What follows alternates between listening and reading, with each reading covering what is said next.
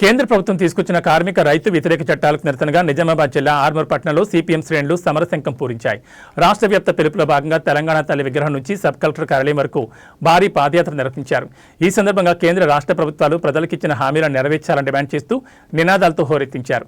CPM రాష్ట్ర committee సభ్యులు B Prasad ఈ పాదయాత్రలో పాల్గొని ప్రభుత్వ తీరుపై మండిపడ్డారు. కార్మికులకు రైతులకు నష్టం కలిగించే విద్యుత్ సవరణ చట్టం మరియు 4 లేబర్ కోడ్స్ను అమలు చేయబోమని రాష్ట్ర అసెంబ్లీలో ప్రత్యేక తీర్మానం చేసి కేంద్రానికి పంపాలని డిమాండ్ చేశారు. ఆర్మూర్ పట్టణంలో ప్రభుత్వ స్థలాలు గుడిసెలు వేసుకునే వారందరికీ ఇండ్ల పట్టాలు ఇచ్చి 5 లక్షల రూపాయల ఇందిరమ్మ ఇళ్లను మంజూరు చేయాలని కోరారు. అలాగే ఏటా 2 కోట్ల ఇళ్లు ఇస్తామన్న మోదీ ప్రభుత్వం ఆర్మూర్లో ఎన్ని ఇళ్లు ఇచ్చిందో బహిరంగంగా ప్రకటించాలని సవాల్ విసిరారు. పసుపు బోర్డు విధి విధానాలు, నిజాం షుగర్ ఫ్యాక్టరీ పునరుద్ధరణ మరియు జిల్లా అభివృద్ధిలో ఎంపీ ధర్మపురి అరవింద్ పూర్తిగా విఫలమయ్యారని ప్రసాద్ విమర్శించారు. అనంతరం సిపిఎం జిల్లా కార్యదర్శి రమేష్ బాబు మాట్లాడుతూ పెట్టుబడిదారుల లాభాల కోసమే కేంద్రం కార్మిక చట్టాలను రద్దు చేసి లేబర్ కోడ్స్ తీసుకొచ్చిందని, దీనివల్ల కార్మికుల పని గంటలు పెరిగి వెట్టి చాకరీ ఎక్కువవుతుందని ఆవేదన వ్యక్తం చేశారు. ఈఎస్ఐ, పీఎఫ్ సౌకర్యాలు కల్పించకుండా కార్మికుల శ్రమను దోచుకుంటున్నారని ఆగ్రహం వ్యక్తం చేశారు.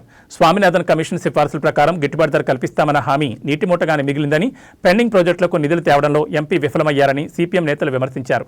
తమ డిమాండ్లు నెరవేర్చుకుంటే పోరాటాన్ని ఉధృతం చేస్తామని హెచ్చరించారు.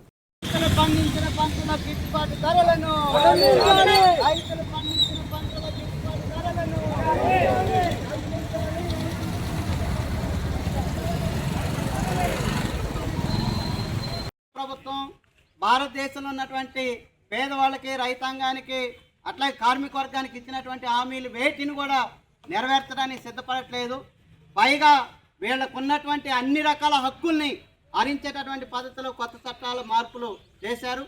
ఈరోజు రైతాంగం మాకు గిట్టుబాటు ధరలు కల్పించాలి, రైతులు పెట్టినటువంటి పెట్టుబడికి 50% అదనంగా కలిపి పండించినటువంటి అన్ని రకాల పంటలకి కనీస మద్దతు ధరను ఇవ్వాలనేటటువంటి డిమాండ్తో 6 సంవత్సరం పాటు ఢిల్లీలో ఆందోళన చేశారు. మోడీ ప్రభుత్వం దిగొచ్చి ప్రత్యేకమైనటువంటి కమిషన్ వేసి మీకు గిట్టుబాటు ధరలు కల్పిస్తామని చెప్పారు. కానీ ఆచరణలో గిట్టుబాటు ధరలు కల్పించకపోగా దేశవ్యాప్తంగా రైతాంగానికి, పేదలకి సబ్సిడీతో ఇచ్చేటటువంటి విద్యుత్తుని రానున్న కాలంలో అందించకుండా ఉండడం కోసం విద్యుత్ సంస్కరణ చట్టాన్ని తీసుకొచ్చారు. రానున్న కాలంలో ఎవరైతే డబ్బులు చెల్లిస్తారో వాళ్ళకు మాత్రమే విద్యుత్ అందించాలనేటటువంటి నిర్ణయం చేశారు. ఈ నిర్ణయం కనుక యథావిధిగా తెలంగాణ రాష్ట్రంలో అమలు అయితే తెలంగాణ రాష్ట్రంలో ఇప్పటికే 24 గంటలు విద్యుత్తు రైతాంగం మొత్తం వాడుకుంటున్నది. పట్టణాల్లో ఉన్నటువంటి వృత్తిదారులు 250 యూనిట్ల వరకు ఫ్రీగా కరెంటు వాడుతున్నటువంటి పద్ధతి ఉంది. గ్రామాల్లో తెల్ల రేషన్ కార్డులు కలిగినటువంటి వాళ్ళకందరికి కూడా 100 యూనిట్లు ఫ్రీగా అమలు చేస్తున్నటువంటి పద్ధతి ఉంది. రానున్న కాలంలో వీళ్ళకి ఇచ్చేటటువంటి సబ్సిడీ విద్యుత్తును మొత్తం ఎత్తేయాలనేటటువంటి ఆలోచన ఢిల్లీలో ఉన్నటువంటి మోడీ ప్రభుత్వం చేస్తుంది. కాబట్టి ఈ రాష్ట్ర ప్రభుత్వం మేము ఈ విద్యుత్ సంస్కరణ చట్టాన్ని ఈ రాష్ట్రంలో అమలు చేయమనేటటువంటి పద్ధతిలో అసెంబ్లీలో తీర్మానం చేసి ఢిల్లీకి పంపాలనేది సిపిఎం పార్టీగా డిమాండ్ చేస్తున్నాం. అట్లాగే కార్మికులందరూ కనీస వేతనం మాకు 18,000 ఉండాలి, దీన్ని 26,000 పెంచాలనేటటువంటి డిమాండ్ని చేస్తున్నారు. కానీ కనీస వేతనాన్ని అడగకుండా కార్మికులు వాళ్ళ హక్కుల కోసం లేబర్ యాక్ట్స్ ప్రకారం ఆందోళన పోరాటాలు చేయకుండా, యూనియన్ పెట్టకుండా మొత్తం 29 కార్మిక చట్టాలను రద్దు చేసి 4 లేబర్ కోడ్ని తీసుకొచ్చింది. ఈ లేబర్ కోడ్ల ప్రకారం రోజు కూలీ 187 రూపాయలు మాత్రమే మేము ఇస్తాం, మిగతావి మాకు సంబంధం లేదనేటటువంటి పద్ధతిలో మోడీ ప్రభుత్వం నిర్ణయం చేసింది.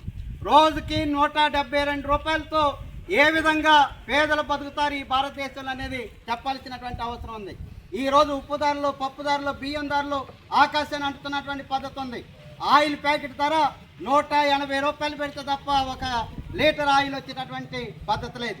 కాబట్టి ఈ రూపంలో వచ్చేటటువంటి కనీస వేతనం ఆధారంగా పనిచేసేటటువంటి అసంఘటిత రంగ కార్మికులు కానీ, అడ్డా కార్మికులు కానీ, రోజువారీ కూలీలుగా ఉన్నటువంటి వ్యవసాయ కార్మికులు కానీ ఏ విధంగా భారతదేశంలో బతకడానికి అవకాశం ఉందనేది కేంద్ర ప్రభుత్వం ఆలోచన చేయాలి.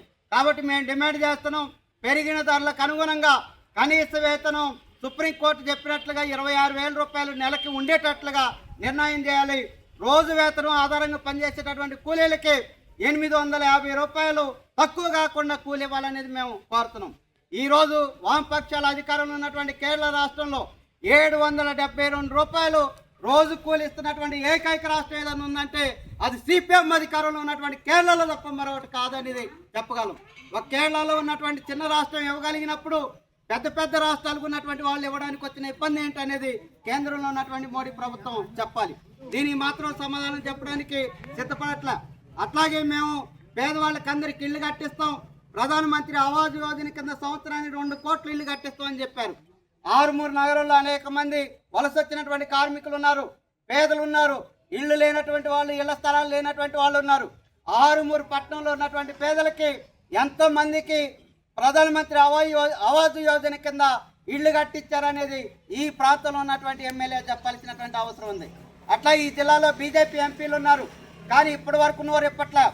ఈ ప్రాంతంలో బీజేపీ ఎంపీగా ఉన్నటువంటి అరవింద్ ఈరోజు ఆరుమూరు పట్టణంలో ఉన్నటువంటి పేదలకి ఎంతమందికి ప్రధానమంత్రి ఆవాస్ యోజన కింద ఇళ్ళు కట్టించారనేది బహిరంగంగా చెప్పడానికి సిద్ధపడాలని మేము డిమాండ్ చేస్తున్నాం. కానీ దానికి సిద్ధపడ